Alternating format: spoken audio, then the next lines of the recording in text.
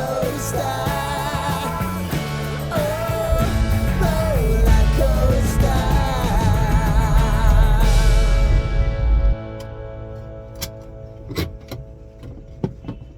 Today, let's discuss the infamous IFC file. Now, IFC is supposed to be this amazing equalizer in BIM, a format anyone can use no matter what software you're working on. Sounds great, but in real life, it's not always that simple. In this video, I'll break down what an IFC file actually is, how it's supposed to work, and what really happens when we start using it in real-world projects. So let's jump in. Nice. IFC stands for Industry Foundation Class. But honestly, think of it less like a regular file format and more like a universal language for building information. More than a file format, IFC is a schema. It defines how elements like walls, doors, materials, spaces, properties, all that gets organized so that BIM software can make sense of it. It's kind of like the PDF of the BIM world. Fixed, structured, and pretty much accessible by anyone, at least in theory.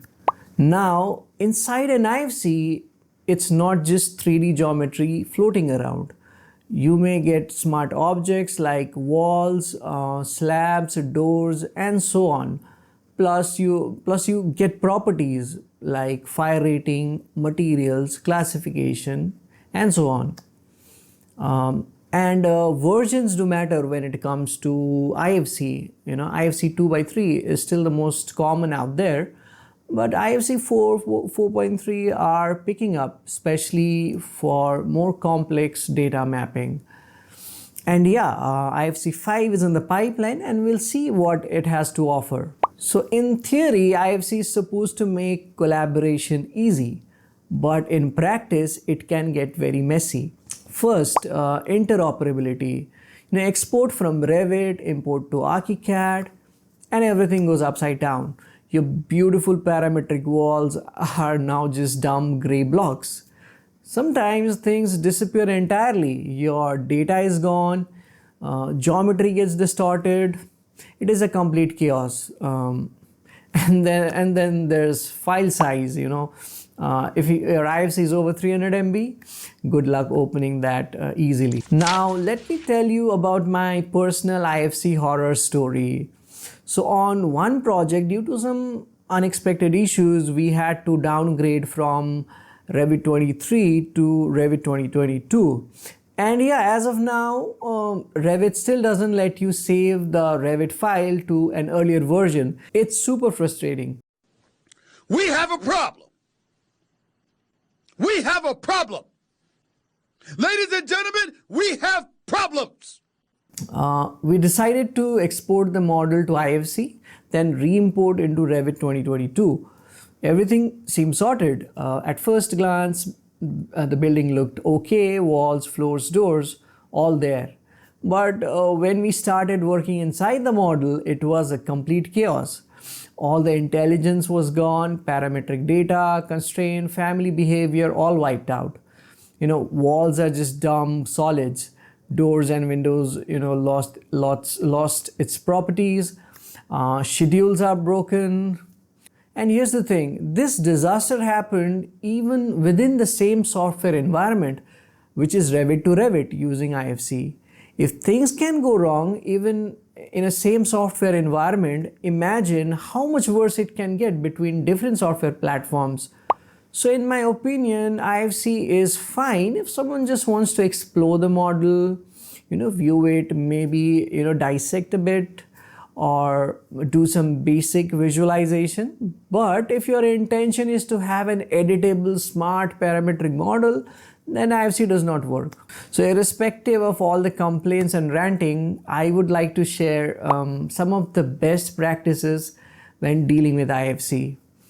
Yeah, starting with number one, always test your IFC in a neutral viewer.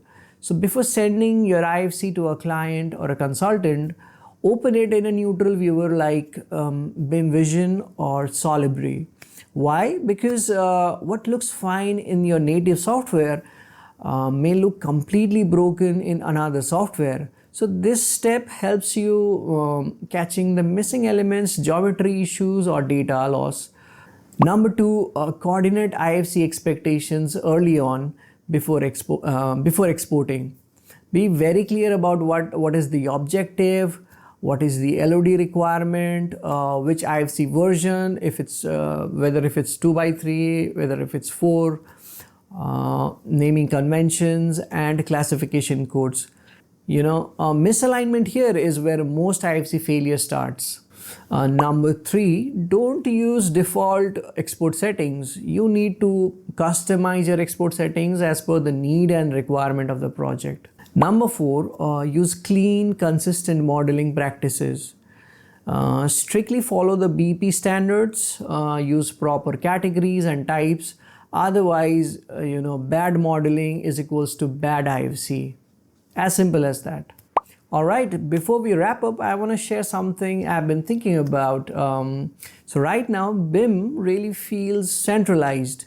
One platform runs the show, and if you're not using it, you'll always step behind. But imagine if things were different. Imagine a decentralized BIM world where different tools could all connect naturally, where data moves freely without any crazy workflows.